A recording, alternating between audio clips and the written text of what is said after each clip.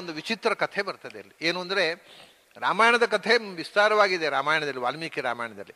ಇದರಲ್ಲಿರೋದು ಒಂದು ಅಧ್ಯಾಯ, ಯಾವುದೋ ಒಂದು ಧರ್ಮಾರಣ್ಯದ ಮಾಹಾತ್ಮ್ಯದಲ್ಲಿ ರಾಮನು ಧರ್ಮಾರಣ್ಯಕ್ಕೆ ಬಂದು ಹೋಗಿದ್ದ ಅಂತ ಹೇಳೋದಕ್ಕೋಸ್ಕರ ಇದನ್ನು ಉಪಕಥೆಯಾಗಿ ಬರೋದು. ಆದರೆ ಪ್ರತಿಯೊಂದು ಅದನ್ನು ದಿವಸ ವರ್ಷಗಳ ಅಂಕೆ ಸಂಖ್ಯೆ ಕರೆಕ್ಟಾಗಿ ಕೊಟ್ಟಿದ್ದಾರೆ. ರಾಮನಿಗೆ ಮದುವೆ ಆದದ್ದು ಯಾವಾಗ, ಕಾಡಿಗೆ ಹೋದದ್ದು ಯಾವಾಗ, ಬಂದದ್ದು ಯಾವಾಗ, ಯುದ್ಧ ಎಷ್ಟು ದಿವಸ ನಡೀತು, ಯಾವ್ಯಾವ ತಿಥಿಯಲ್ಲಿ ಕಾಡಿ ಏನೇನು ನಡೀತು, ತಿಥಿವಾರಗಳನ್ನು ಹೇಳಿದ್ದ. ಅಷ್ಟು ವಿವರವಾಗಿ ಇನ್ನು ಎಲ್ಲಿಯೂ ಬರೋದಿಲ್ಲ. ಒಂದು ಸ್ವಲ್ಪ ರೋಚಕವಾಗಿದೆ. ರಾಮನಿಗೆ ಮದುವೆ ಆಗುವಾಗ 15 ವರ್ಷ, ಸೀತೆಗೆ 6 ಅಂತಾರೆ, 6 ತುಂಬಿದ್ದು 7 ವರ್ಷ. ರಾಮನಿಗೆ 14 ತುಂಬಿದೆ, ಇವಳಿಗೆ 6 ತುಂಬಿ 7 ವರ್ಷ.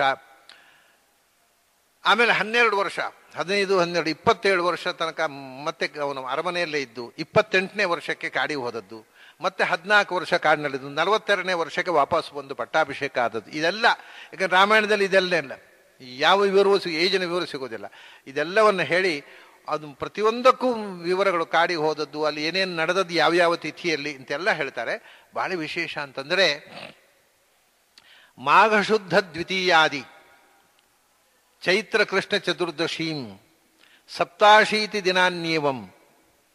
ಆದರೆ ಅದರಲ್ಲಿ ತತ್ರ ಪಂಚದಶಾಹಕಂ ಯುದ್ಧಾವಹಾರ ಸಂಗ್ರಾಮ 72 ದಿನಾನ್ಯಭೂತು ಅಂತ. ರಾವಣರ ಯುದ್ಧ ಎಷ್ಟು ದಿವಸ ನಡೆಯಿತು ಅಂತ. ಅದು ಮಾಘಶುದ್ಧ ದ್ವಿತೀಯ ದಿವಸ ಯುದ್ಧ, ಅವರು ಲಂಕೆ ಪ್ರವೇಶ ಮಾಡಿ ಯುದ್ಧ ಪ್ರಾರಂಭ ಆದದ್ದು. ಮುಗಿದದ್ದು ಚೈತ್ರ ಕೃಷ್ಣ ಚತುರ್ದಶಿ ದಿವಸ. ಅಂದರೆ ಒಟ್ಟಿಗೆ 87 ದಿವಸ ಯುದ್ಧ ನಡೆದಿದೆ. ಅದರಲ್ಲಿ ತತ್ರ ಪಂಚದಶಾಹಕಂ ಯುದ್ಧ ಅವಹಾರ ಅಂತ. ಮಧ್ಯೆಯಲ್ಲಿ ಯುದ್ಧದ ಸಿದ್ಧತೆಗೋಸ್ಕರ ಅವರು ಕೆಲವು ದಿವಸ, ಇವರು ಕೆಲವು ದಿವಸ ಯುದ್ಧ ಮಾಡದೇ ಕೂತಿದ್ದಾರೆ. 15 ದಿವಸ ಮಧ್ಯೆಯಲ್ಲಿ ಯುದ್ಧ ಆಗಲಿಲ್ಲ. 82ರಲ್ಲಿ 15 ದಿವಸ ತೆಗೆದರೆ ನಿರಂತರ ಯುದ್ಧ 72 ದಿವಸ ನಡೆಯಿತು ಅಂತ. ಇದೆಲ್ಲ ರಾಮಾಯಣದಲ್ಲಿ ಇಲ್ಲ. 72 ದಿವಸ ರಾಮರಾವಣರ ಯುದ್ಧ. ಅಂದರೆ ಮಹಾಭಾರತ ಯುದ್ಧ 18 ಆದರೆ ಅದರ 4 ಪಟ್ಟು, 18 4 72 ದಿವಸ.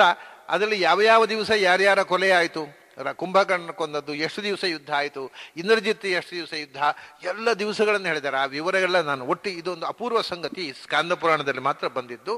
72 ದಿವಸ ಯುದ್ಧ ಆಯಿತು. 72ನೇ ದಿವಸ ಅಲ್ಲಿ ರಾವಣನ ವಧೆ ಆಯಿತು. ಅದರ ನಂತರ ರಾಮಚಂದ್ರ ಮತ್ತೆ ಬಂದು ಭರದ್ವಾಜಾಶ್ರಮದಲ್ಲಿ ಬಂದಾಗ ಅದು ಪಂಚಮಿ, ಅಲ್ಲಿಗೆ ಸರಿಯಾಗಿ 14 ವರ್ಷ ಅವನು ಪೂರ್ತಿ ಆಯಿತು. ಇದರಲ್ಲಿ ಸ್ವಲ್ಪ ಕೆಲವು ಸಮಸ್ಯೆಗಳಿವೆ. ಈ ತಿಥಿಗಳ ಜೋಡಣೆಯಲ್ಲಿ ಕೆಲವು ಸಣ್ಣ ಸಣ್ಣ ಸಮಸ್ಯೆಗಳಿವೆ. ಅದನ್ನೆಲ್ಲ ಬೇರೆ ಸಂದರ್ಭದಲ್ಲಿ ನೋಡೋಣ. ಅಂತೂ ಇದರಲ್ಲಿ ಹೇಳಿದ ವಿಷಯ ಹೀಗೆ ಬಂದು ಪಟ್ಟಾಭಿಷೇಕ ಆಗಿ ದಶವರ್ಷ ಸಹಸ್ರಾಣಿ ದಶವರ್ಷಿತಾನಿ, ಆಮೇಲೆ 11,000 ವರ್ಷ ರಾಜ್ಯಭಾರ ಮಾಡಿದ ಅಂತ. ರಾಮಾಯಣದ ಘಟನೆಗಳ ಬಗ್ಗೆ ಬಹಳ ರೋಚಕವಾದಂಥ ದಿನಾಂಕಗಳ ಮಾಹಿತಿ, ತಿಥಿ ಮಾಸ, ಇಂಥ ತಿಂಗಳು ಇಂಥ ಪಕ್ಷದಲ್ಲಿ ಇಂಥ ತಿಥಿಯಲ್ಲಿ ಇಂತಿಂಥ ಘಟನೆ ನಡೆಯಿತು ಅಂತ ಅನ್ನುವ ರೋಚಕ ವಿವರ ಧರ್ಮಾರಣ್ಯ ಪರ್ವದಲ್ಲಿ ಬರುತ್ತೆ. ಬ್ರಹ್ಮೋತ್ತರ ಪರ್ವದಲ್ಲಿ ಇದರ ಮುಂದುವರಿಕೆ.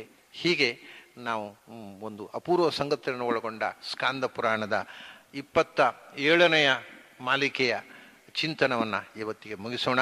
ಅಲ್ಲಿ ತನಕ ನಿಮಗೆಲ್ಲ ಅಭಿನಂದನೆಗಳು.